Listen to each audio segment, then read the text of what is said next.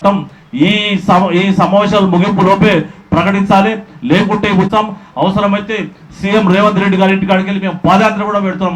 ఆ ఒంగూరు మండలము కొండారెడ్డిపల్లి గ్రామం నుంచి మేము ఏప్రిల్ 1 తారీఖు నుంచి పాదయాత్ర కూడా మరి చేసే ప్లాన్ చేస్తున్నాం. ఖచ్చితంగా రేవంత్ రెడ్డి గారు మా రెసిడెన్షియల్ స్కూల్ కట్టిస్తున్నారు, మరి ఆ స్కూల్ కూడా కట్టించి పేద వర్గాలను ఆదుకోవాలని చెప్పేసి డిమాండ్ చేస్తూ ఇక్కడ మన ప్రొఫెసర్ లక్ష్మీనారాయణ గారు కూడా మరి విద్యా విధానం మీద తాను మాట్లాడవలసిందిగా నేను కోరుతా ఉన్నాను. పెద్ద మనిషి చాలా రోజుల నుంచి జ్యోతిరావు పూలే 1835 నుంచి ఆయన పోరాటం చేస్తే సారు గారు 1930 తరతరాలుగా యుగాలుగా ఈ దేశంలో విద్యను దూరం చేశారు. దానికి వ్యతిరేకంగా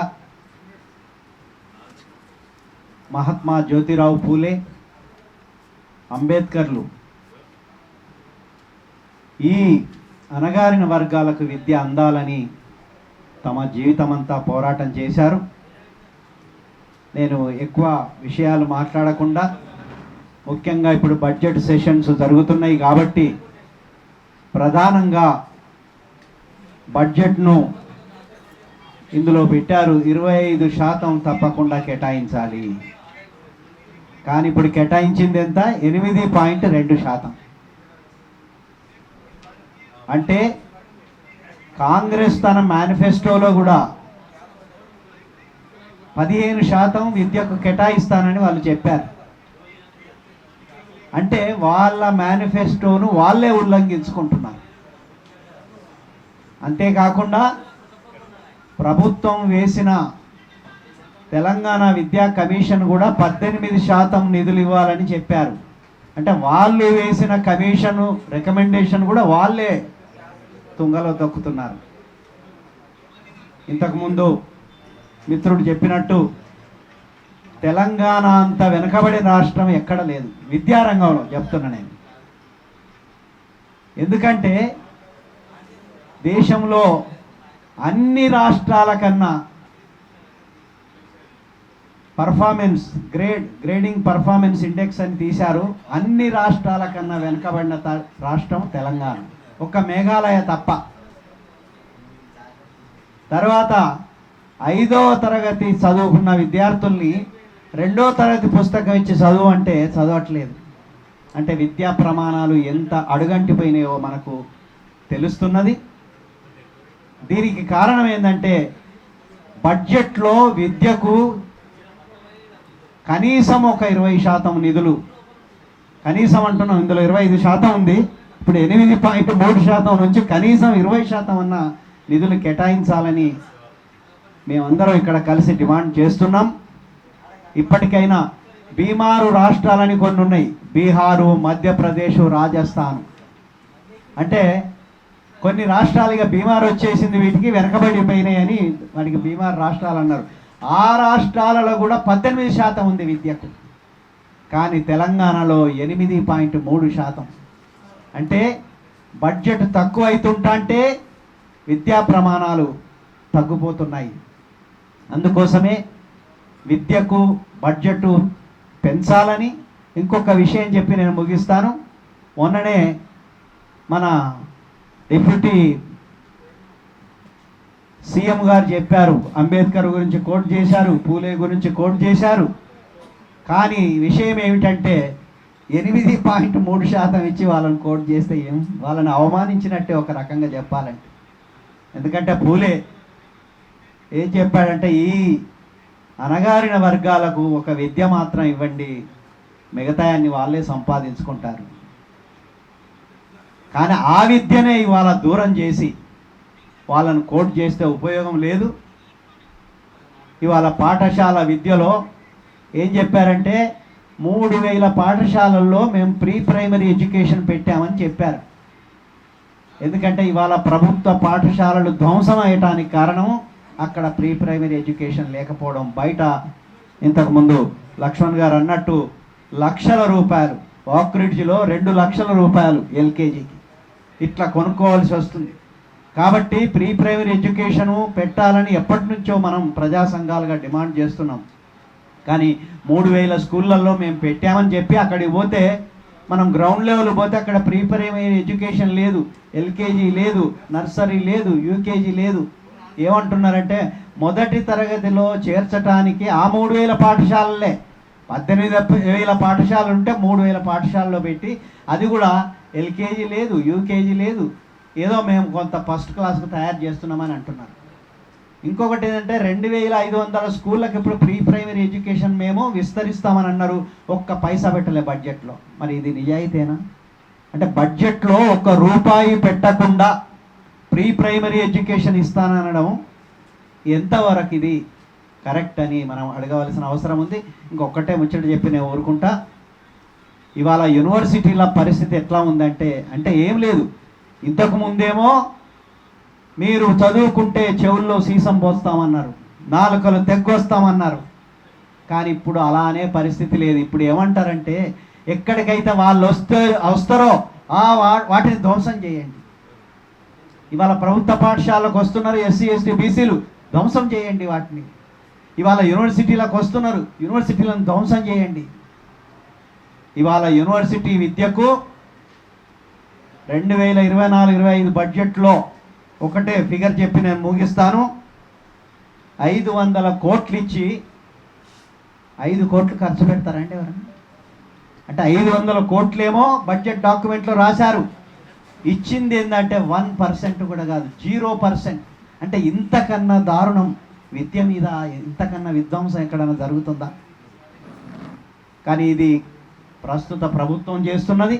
అంతకుముందు బీఆర్ఎస్ మొత్తం చేసింది, బీఆర్ఎస్ ధ్వంసం చేసింది. కానీ ఆ ధ్వంస రచన నువ్వు కూడా కొనసాగిస్తున్నావు. మాట్లాడితే నేను విద్యకు ఖర్చు పెట్టడానికి వెనకాడనని మాట్లాడిన ముఖ్యమంత్రి ఇవాళ 8.3% ఇచ్చి నువ్వు ఎట్లా సమర్థించుకుంటావని మేము ప్రశ్నిస్తున్నాం. ఇవాళ ఉస్మానియా యూనివర్సిటీకి పెద్ద వార్త చేస్తున్నారు, 1000 కోట్లు ఇచ్చామని. 1000 కోట్లు దేనికి ఇచ్చిందా? అక్కడ సెంటనరీ బిల్డింగ్ కోసం ఇచ్చినాం. కానీ అక్కడ దానికి సంబంధించి పోస్టులు నింపడానికి ఏం చేస్తున్నావు? 920 పోస్టులకు ఖాళీగా ఉన్నాయి. ఏం చేస్తున్నావు? దేనికి ఇచ్చినావు నువ్వు? అంటే కాంట్రాక్టర్ల కోసం. మంచిదే, ఒక బిల్డింగ్ వస్తే మంచిదే. మాకు టీచర్ లేకుండా, ప్రొఫెసర్ లేకుండా చదివే ఉంటుందండి. ప్రొఫెసర్ల పోస్టులు నింపవు, నేను విద్యను ఇస్తానంటావు. అర్థం ఉందా ఏమన్నా?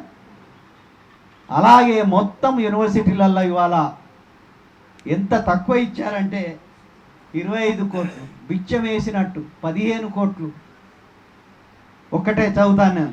కాకతీయ యూనివర్సిటీకి 40 కోట్లు, శాతవాహన యూనివర్సిటీకి 25 కోట్లు, మహాత్మా గాంధీకి 25 కోట్లు. ఎందుకు ఇలా ఇస్తున్నారంటే ఒకటే మాట చెప్పి నేను ముగిస్తాను. ఇవాళ మల్లారెడ్డి యూనివర్సిటీలకు డిమాండ్ పెరగాలి, ఇవాళ పల్లా రాజేశ్వర్ రెడ్డి యూనివర్సిటీలకు డిమాండ్ పెరగాలి. లేకుంటే వరదారెడ్డి ఎస్ఆర్ యూనివర్సిటీ అని ఉంది వరంగల్లో, వాళ్ళ యూనివర్సిటీలను కాపాడటానికి, లేకపోతే గీతం university, Srinidhi university, private universities ఇవాళ కాపాడటానికి వాళ్లకు కోట్లాది రూపాయలు దోసిపెట్టడానికి వాళ్ళ ఉస్మానియా యూనివర్సిటీని, కాకతీయ యూనివర్సిటీని ధ్వంసం చేస్తున్నారు మిత్రులారా.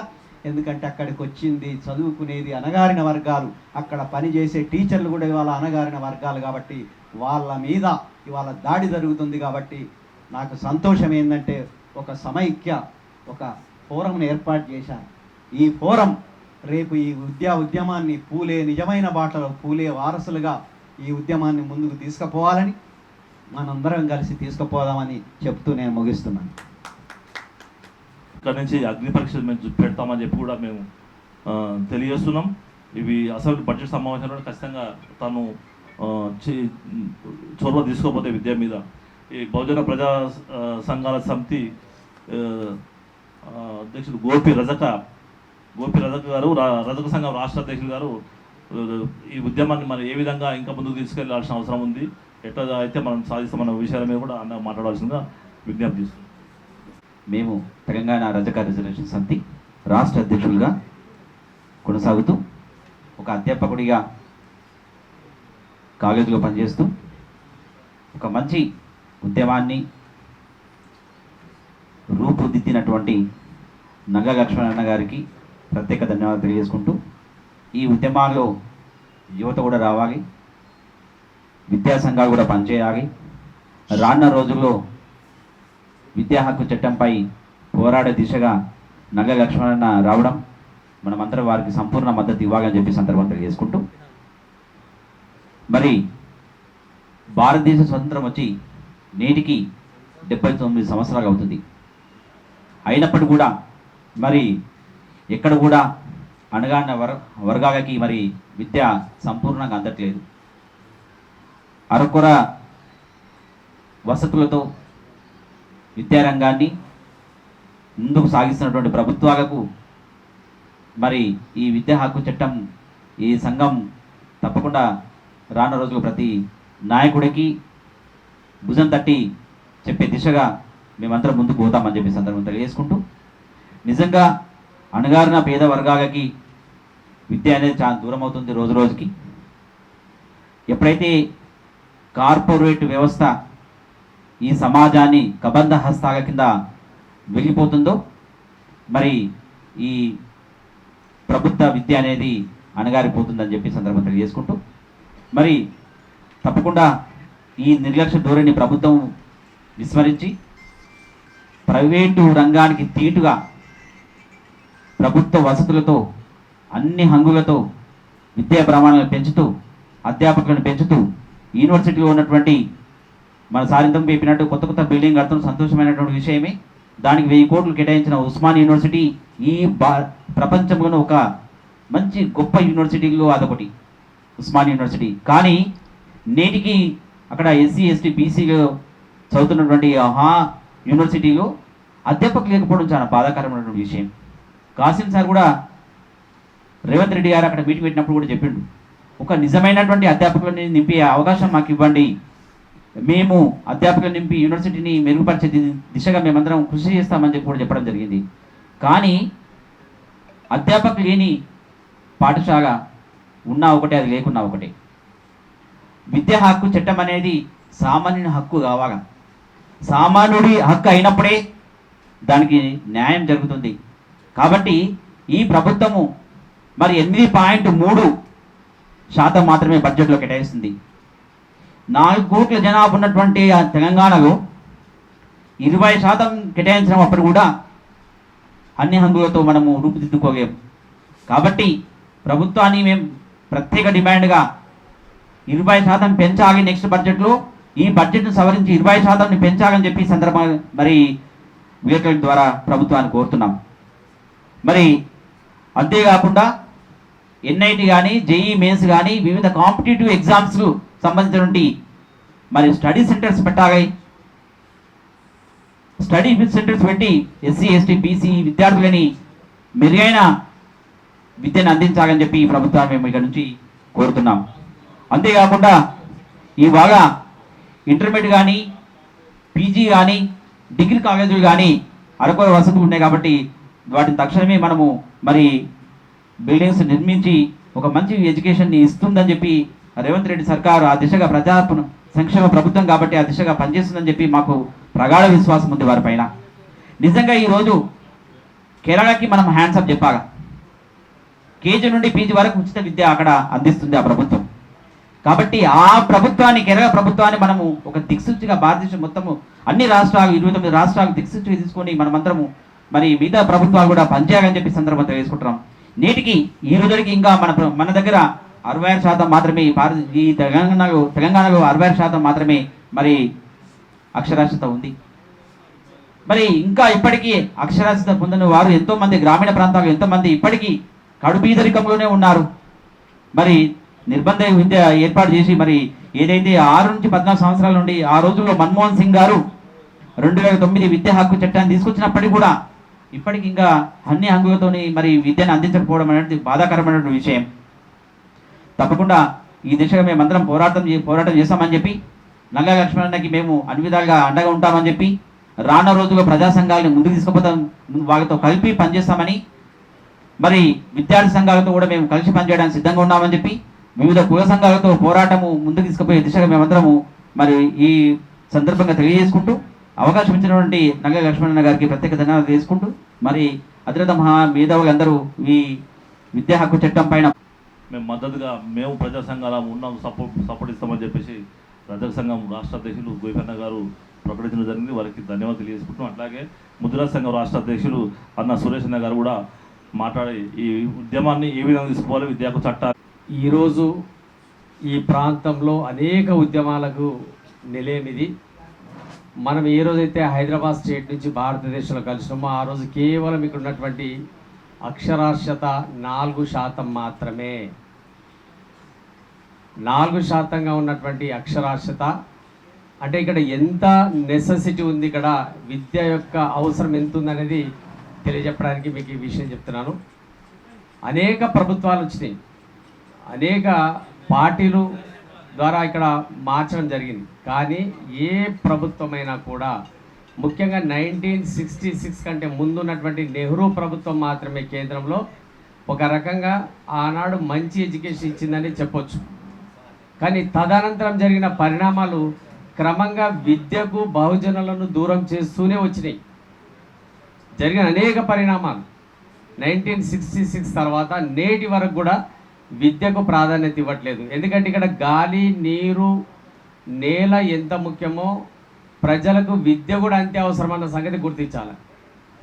ఈ విద్య కనుక ఇచ్చినట్టయితే ప్రజలకు ప్రశ్నించే స్వభావం వస్తుంది, వాళ్ళ హక్కులు అడిగే అవకాశం ఉంటుంది. కాబట్టి ఎవరైతే ఆధిపత్య కులాలు ఉన్నాయో వాళ్ళకి నష్టం జరుగుతుంది. కాబట్టి మనువాద ప్రజాస్వామ్యాన్ని ముందుకు నడిపించలేం. కాబట్టి విద్య అనేది అందరికీ అందుబాటులోకి తీసుకురాకుండా దీని విశృంఖలమైన పద్ధతిలో దీన్ని విచ్ఛిన్నం చేస్తూ వస్తున్నాయి.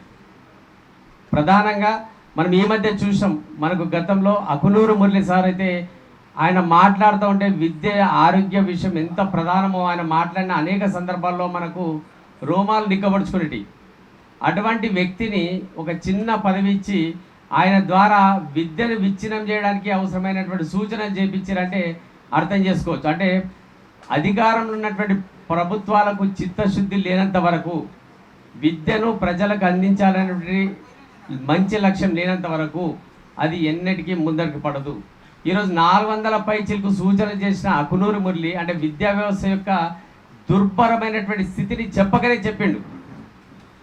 ఆయన చేసే సూచనల్లో 440లో అన్ని సూచనలు పాటిస్తుందన్న అవకాశం లేదన్న సంగతి ఆయన ఎందుకు మర్చిపోయిండో అర్థం కాదు. అంటే ఒక ఐఏఎస్ స్థాయి అధికారి సైతం ఇక్కడ ప్రజలకు ఏది అవసరమో అనేది చెప్పలేకపోయింది. సింపుల్గా ఒకే ఒక మాట ద్వారా ప్రైవేట్ ఎడ్యుకేషన్ కాదు, గవర్నమెంట్ ఎడ్యుకేషన్ మాత్రమే ఈ ప్రాంతంలో ఉండాలని ఒకే ఒక సూచన ద్వారా విద్యా వ్యవస్థను మార్చొచ్చు అని ఒక చిన్న స్టేట్మెంట్ ఇచ్చినా సరిపోయేది. కానీ ప్రభుత్వం ఈరోజు అకునూరు ఇచ్చినటువంటి ఆ విద్యా కమిషన్ ఇచ్చినటువంటి అంశాలను పరిగణలోకి తీసుకుంటూ ఒక్కొక్క దాన్ని ఇంప్లిమెంట్ చేస్తూ మరింత విద్యకు దూరం చేసేటువంటి పరిస్థితులు నెలకొన్నాయి. అంటే ఇక్కడ సెక్యులర్ పార్టీ, మనము మనువాదము ఆచరించదనుకుంటున్న కాంగ్రెస్ పార్టీ ఇక్కడ విద్యా వ్యవస్థను విచ్ఛిన్నం చేయడంలో ప్రధాన భూమిక పోషించిందన్న సంగతి చాలా మటుకు రాష్ట్రంలో ఉన్నటువంటి ఈ బహుజనులకు అర్థం కావట్లేదు. ఎప్పుడైతే దీన్ని అర్థం చేసుకొని విద్యా వ్యవస్థను మనం ముందుకు అంటే విద్యా వ్యవస్థకు సంబంధించి విద్యా హక్కును కనుక మనము గట్టిగా పోరాడి కనుక మనం సాధించినట్టయితే భవిష్యత్తులో మనం అంధకారంలో ఉండడం ఖాయం, బానిసత్వానికి అలవాటు పడడం ఖాయం. అంటే నిజాం పాలనకు పూర్వం ఎటువంటి పరిస్థితులు ఉండేనో అటువంటి పరిస్థితులే నెలకొనే ప్రమాదం ఉందన్న సంగతి గుర్తించాలి. కాబట్టి రాష్ట్ర ప్రజలు విద్య యొక్క ఆవశ్యకతను గుర్తించి ఉద్యమానికి సిద్ధం కావాలి. లక్ష్మీ గారు చాలా చక్కగా దీన్ని ముందుకు తీసుకెళ్తున్నందుకు వారికి అభినందిస్తూ మనం ప్రతి ఒక్కరం కూడా ఈ విషయంలో మీడియాతో సహా ప్రతి ఒక్కరు కూడా ముందుకు రావాలని చెప్పి కోరుతా ఉన్నాను. ధన్యవాదాలు.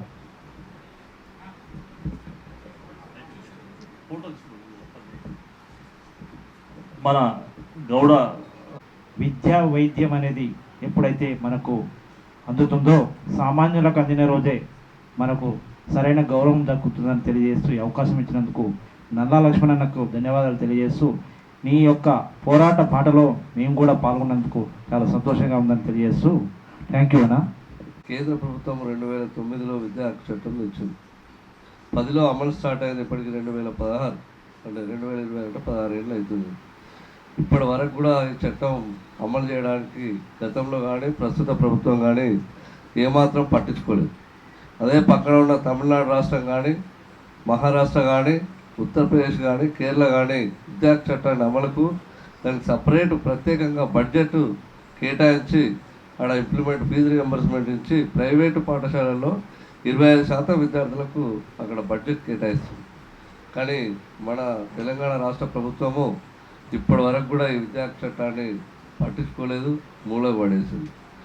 గత ప్రభుత్వాలు, ప్రస్తుత తెలంగాణ ప్రభుత్వాలు విద్యను పట్టించుకోలేదనడానికి ఒక ప్రత్యక్ష సాక్ష్యం రాజన్న సిరిసిల్ల జిల్లా చందుర్తి మండలం సడుగుల అనే ఒక విలేజ్లో ఉంది.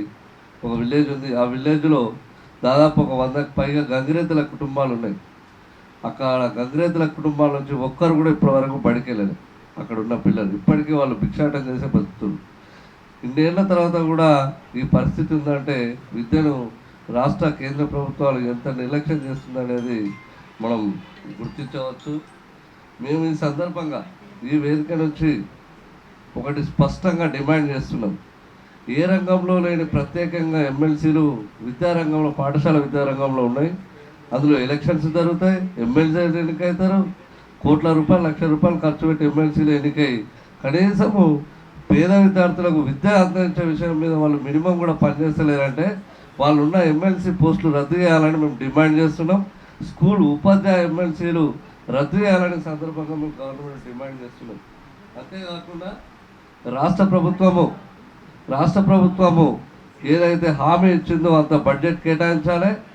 నెక్స్ట్ కొండారెడ్డిపల్లి నుంచి మన లక్ష్మణులు చేయబోయే పాదయాత్ర ఏదైతే ఉందో దానికి పెద్ద ఎత్తున బీసీ, ఎస్సీ, ఎస్టీ జనాలను సమీకరించి ఆ పోరాటాన్ని విజయవంతం చేస్తామని ఈ సందర్భంగా రాష్ట్ర ప్రభుత్వాన్ని హెచ్చరిస్తూ విద్యా హక్కు చట్టానికి తక్షణమే పూనుకోవాలని ఈ సందర్భంగా డిమాండ్ చేస్తున్నాం. Thank you.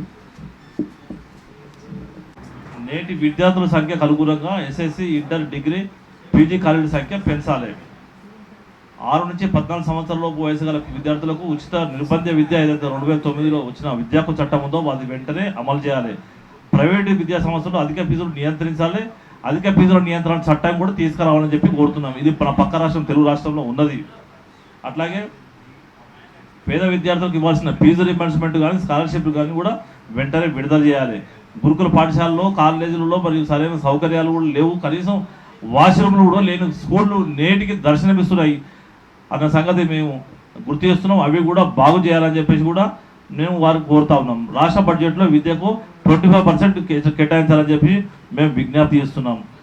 మీరు ఎన్నికల్లో ఇచ్చిన హామీలు అయినటువంటిది అది ఖచ్చితంగా మరి అంతర్జాతీయ ప్రమాణాలతోటి మేము ప్రతి మండల హెడ్ క్వార్టర్లో మరి ఇది గురుకుల రెసిడెన్షియల్ స్కూళ్ళు మేము నిర్మిస్తామని చెప్పారు. అది కూడా ఖచ్చితంగా మీరు అమలు చేయాలని చెప్పి కోరుతున్నాము.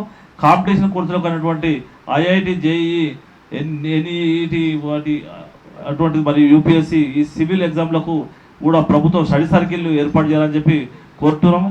గత ప్రభుత్వం ఇచ్చిన హామీ కేజీ టు పీజీ ఉచిత విద్యను మరి అది గత ప్రభుత్వం మోసం చేసింది. మరి మీరు ఖచ్చితంగా అమలు పరచాలని చెప్పి నేను కోరుకుంటూ మన అన్నగారు మాట్లాడవలసిందిగా విజ్ఞప్తి చేస్తున్నాను.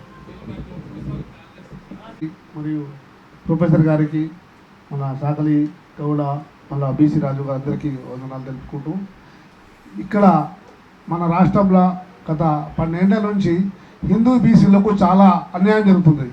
ముస్లిం బీసీలకు ఇతర రాష్ట్రాల్లో చదువుకున్న వాళ్ళకి ఫీజు రియంబర్స్మెంట్ ఇస్తున్నది. హిందూ బీసీలకు గత 12 ఏళ్ల నుంచి చాలా అన్యాయం జరుగుతున్నది. ఇది చాలా అన్యాయము. ఈ ప్రపంచంలో ఏ దేశంలో కూడా బీసీలు అంటే బీసీలే ఉంటారు. అయితే ఇక్కడ హిందూ బీసీలకు ఒక న్యాయము, ముస్లిం బీసీలకు ఒక న్యాయం చేస్తున్నది ప్రభుత్వము. ఈ ప్రభుత్వానికి ఈ హిందూ బీసీలు అందరూ కూడా ఈ యొక్క సమస్యను పరిశీలన చేయాలని, హిందువులు 90% హిందువులు ఎమ్మెల్యేలు ఉన్నా కానీ మనకు హిందూ బీసీలకు న్యాయం చేస్తలేరు వీళ్ళు ఎమ్మెల్యేలు. మీ యొక్క నియోజకవర్గాలలో ఉన్న హిందూ బీసీలు అందరూ కూడా ఈ యొక్క సమస్యను గవర్నర్ దృష్టికి, సీఎం దృష్టికి తీసుకుపోవాలని కోరుతూ ఈ అవకాశం ఇచ్చిన నల్లా లక్ష్మణ్ గారికి కృతజ్ఞతలు. ఒకసారి మేము ప్రజా సంఘాలతో చేస్తున్నాం కాబట్టి ఉద్యమం మా అభివాదం ఫోటో ఒకసారి తీసుకోవాల్సిన పత్రిక మిత్రులందరికీ నేను కోరుతున్నా.